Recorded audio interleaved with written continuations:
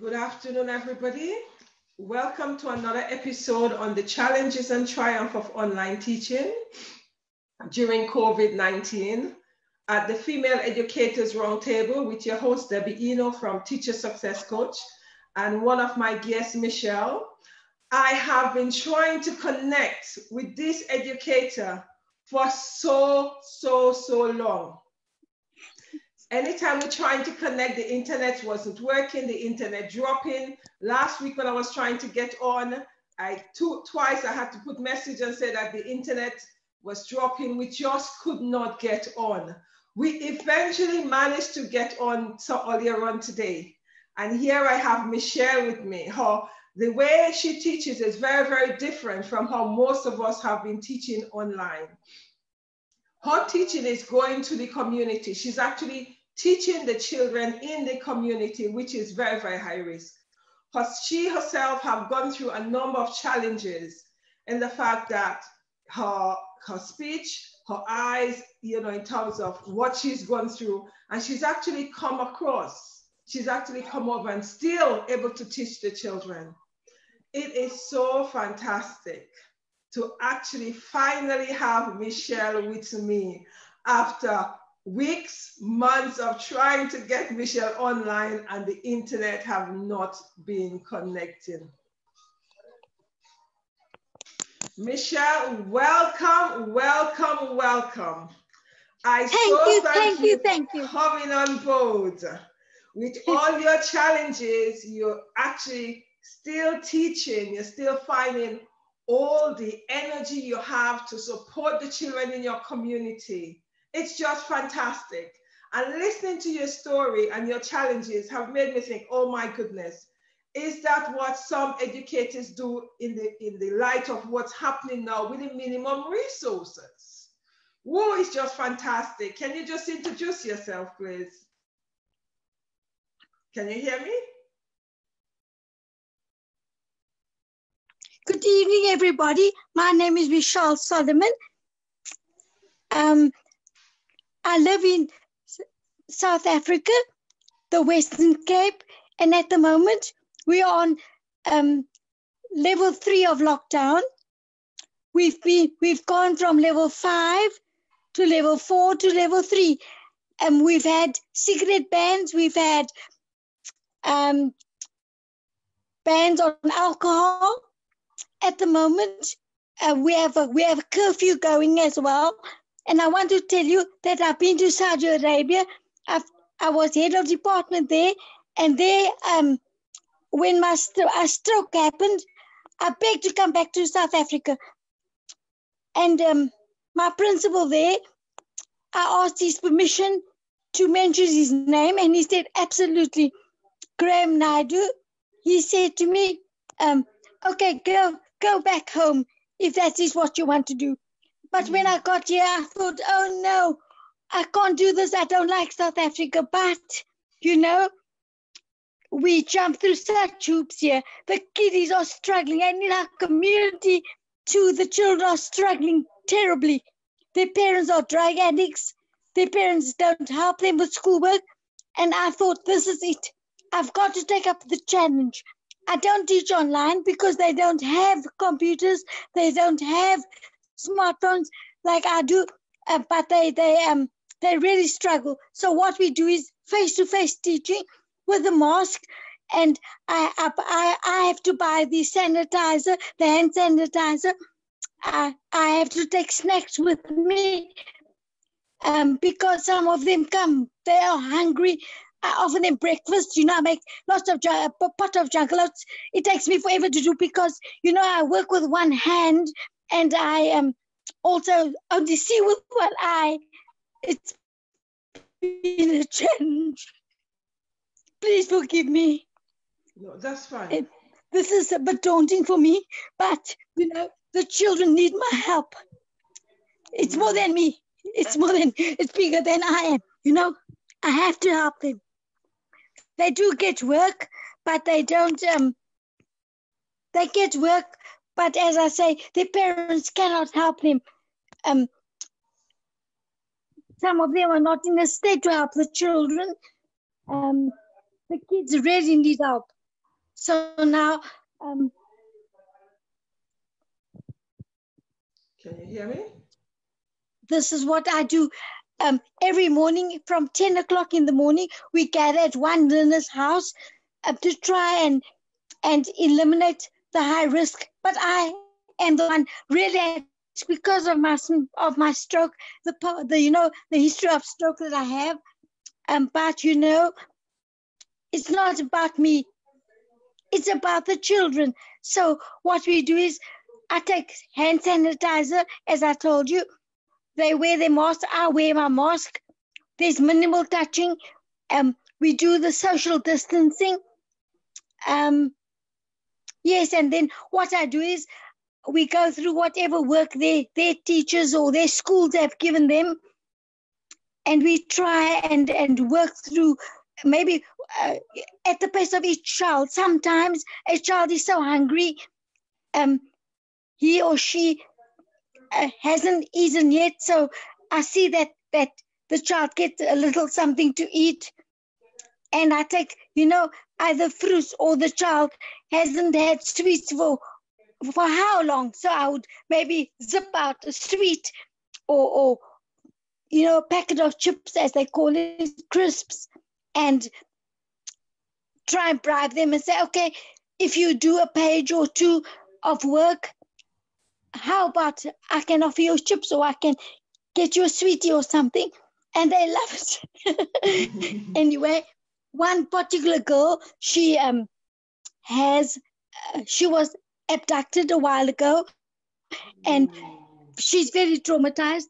I battled to get her to settle down, to work a little bit with me. I tell you now, that child, she takes me home. She leads me home. She waits for me in the morning. She comes to my house with a mask on. She's just so enthusiastic. Right. You'll be surprised what little attention children can do with these days. Yeah, it has been hard going, because these children get little or no attention. But the little attention I give them every day, they are lapping it up, and I'm loving it. Right. So that child who was abducted, how is that child coping with the trauma of the experience? Well, she's opened up a little bit, and she said to me that the fact of being with family is what she enjoys now, and she's been examined by doctors, but emotionally she is a little clingy. She has now latched onto me. She wants to come home with me, things like that. But I have to curb her too. I've got to give her just boundaries so that she doesn't become so attached to me. I have to tell her, okay, my darling, you've got to go home now. Or you go and ask Granny if you can spend some time with me.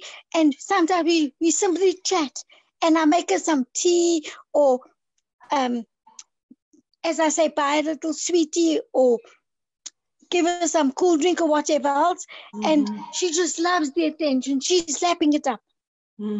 She would, because bearing in mind the fact that this child have gone through trauma, and when children go through trauma, they're looking for support, because they've actually lost the connection and the attachment.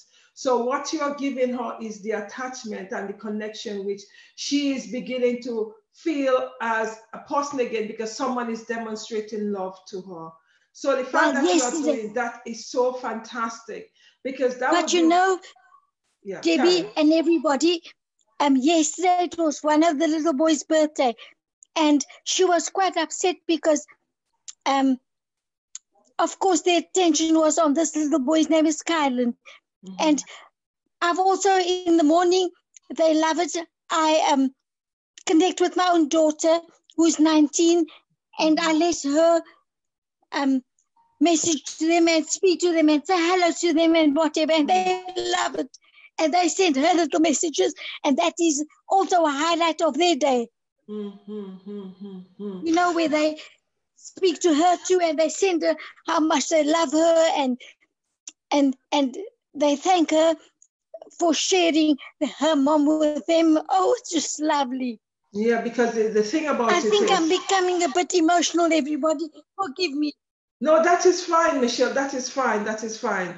Because the situation is you are dealing with children who are traumatized and children who, the interesting thing about it is these children you're dealing with, they have parents who really either don't care because they don't know how to care, or the parents are in situation themselves that they cannot even help their own children.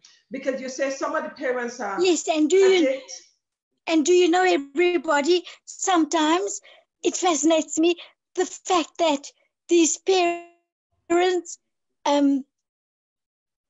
they want to spoil me so much, cake, and they know I love sweet things, so they bring cake and they bring whatever they can.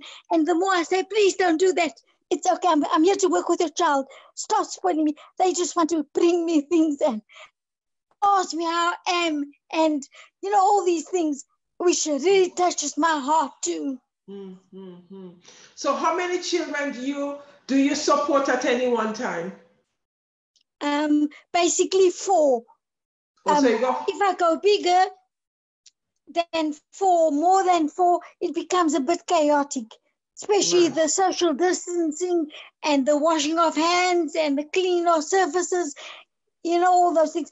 At the moment, I get a state grant, so it is not all that easy for me to have more children, simply because I have to buy all these things myself. Their parents cannot really help me with resources.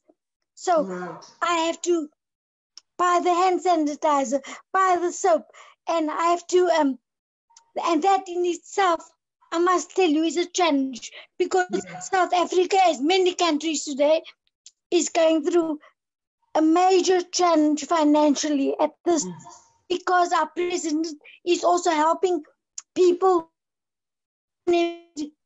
not like me, but who have no work at all, to give them at least a stipend, to maybe buy something, bread and all. When I attend the clinic every month or every 2 months,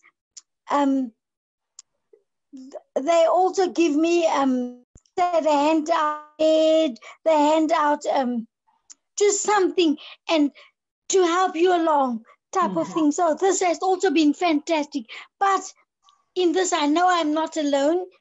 This pandemic has hit everybody in a big way. It is hard for all of us. And I recognize that, and I realize that I'm not unique in that. So what's the age children? What's the age of the children you teach? Michelle, I can't see it. Basically, okay. they are 7. Those are grade 1s, and 4 years old, and 1 3-year-old, but mostly grade 1s, because then I can do the class together, Yeah. and the work is similar from the different schools. Right. What has happened is that the teachers from this public schools have given them stacks of work, but no explanations to go with it. So these poor kids, without help, they don't know what to really do. So I go through that with them and try and help them to understand. Yeah, things like that. It's hard for them. I know that their domestic lives are not. It's not anything to write home about, as you can imagine, everybody. Yeah. So do you go to each of the children's home? How do you actually get all the children together? What do you do? How do you get them all together? One day, a while back, I went canvassing. I went into our community and I went door to door and I said, with my mask on, I said to the moms or dad, whoever opened the door, I said, I'm a teacher. I've had a stroke. I'd like to get going again. I'd like to help you in any way I can. And then the children just started coming. Right. Knocking on the door and say, I want to come to school. So now they call me teacher, and I'm like this personal possession of theirs now. Okay. You know? Okay. So the children all gather in one of the children's home, right? Or where do where you gather, where you actually teach all the children? Where do you teach them? At one home, it's more controllable. And that mom is wonderful. She sets up a table and we clean the surfaces. And, she sees to whatever snacks I bring and that type of thing. She will see to it. And at certain times, like we say interval, in the UK, people probably say recess. Yes. Sometimes we call it break time. Yeah, break time. Yeah. Then they stop and then she brings in the stuff, or we go out and get it, whatever, in the garden. And can you hear me?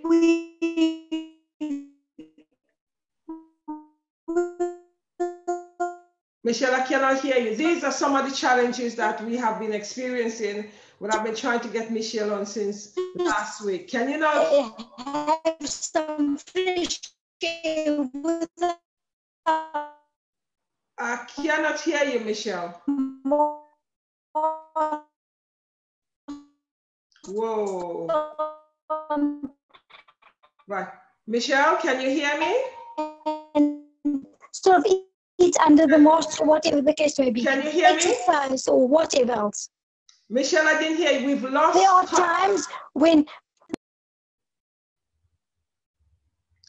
Right. These are some of the challenges that we have been experiencing trying to get online for the last time. Right. I didn't hear anything you said because your internet keep on breaking. Debbie, the connection seems to be very bad. I'm so sorry. No, that's fine. Because you're in a remote area, that's one of the challenges of the internet. Anytime I'm trying to connect with educators and in remote areas, we keep on dropping the internet, keep on dropping. Can you hear me? Yes, I can.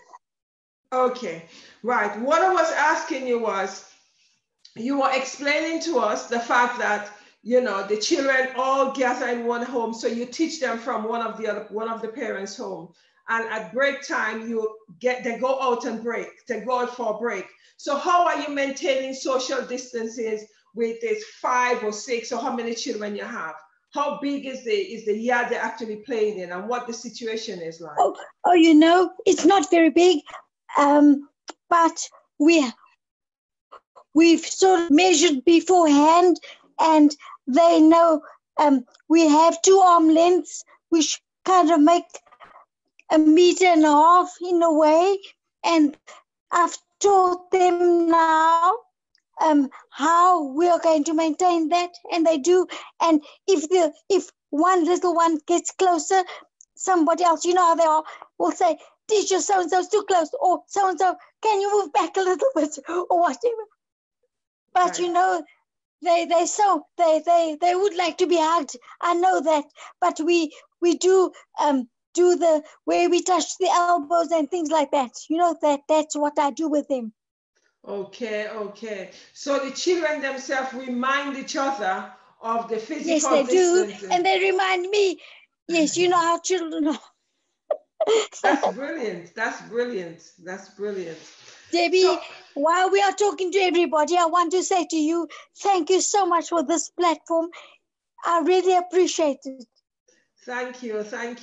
Because I feel that it is important that people actually hear what some educators are doing and what the challenges that they're experiencing in order to teach these children. And for you, your situation is so unique because the children had, although they were given work at school, you also know that because of the environment and their home circumstances, these children wouldn't be able to do anything. And some of the children, as you say, in terms of their academic ability, you know their issues, because the home life for these children isn't very good. So therefore it is important that people like you actually either remove the children sometimes from the home to give them that little break. And do you know, Debbie, I've also brought stroke awareness to the kids as well. They've never known what stroke awareness or what it is to have a stroke. So now they say, you know, when somebody wants to be a bit rough and tumble, they will say to each other, come on, you know that teacher's had a stroke, and this is what we should not do. Careful of her left arm, or whatever the case may be. And that is so enduring, really. Yeah, because it's actually increased their awareness, so they know in terms of how they should be behaving and boundaries, etc. Another question is, do you have any issues with the behavior? What the behavior is like? Are there any issues with the behavior? Sometimes, yes, because their parents aren't present, or aren't maybe sometimes in a state to take care of them. They lack boundaries. Right. So how do you deal with that? Very, very gently, I would say to them, khalas, which means enough in Arabic, because, you know, I'm able to speak a bit of Arabic too. So I say to them, khalas, you know, and they listen, they love it. You know, they love being able to be disciplined. Right. Of course, they like it. Yeah. So in terms of the relationship, it seems like you've actually built up a fantastic relationship with the children. And the fact that I have. Debbie and everybody, I want to tell you, I'm getting a bit tired now, because at night I take a relaxer because of my busy day, and sometimes it's very stressful trying to keep this whole thing together. So I take a little relaxer that my team of doctors who's managing my health have prescribed. So I have taken it. So it's starting to hit in now, or kick in rather. So I have to sort of lie down and relax a little bit now. Okay. So please excuse No, that's me. no problem. Right. So when you teach the children from 9 to 12, that is enough time for you to then have a rest, right? Yes, and to have my lunch, to have my midday meds. I take meds 3 times a day. Morning meds, midday meds, and then at night I take my cholesterol meds, and of course my relaxer as well. Okay. Right, Michelle, thank you very much for coming on the line, coming on the platform to tell us about the children you teach and some of the challenges that you are experiencing with these children, and the fact that you are teaching them face-to-face. And my concern is you are also a high risk, and you're actually going to the children's home. So, you know, in terms of safety, you need to be very, very careful and aware. As much as I'm hearing you that you say the children need your support, you also need to start looking after yourself as well, because it's very, very important. Self-care is very, very important. And thank you, everybody, for indulging me. Thanks a lot. Take care. Bye-bye. Bye-bye.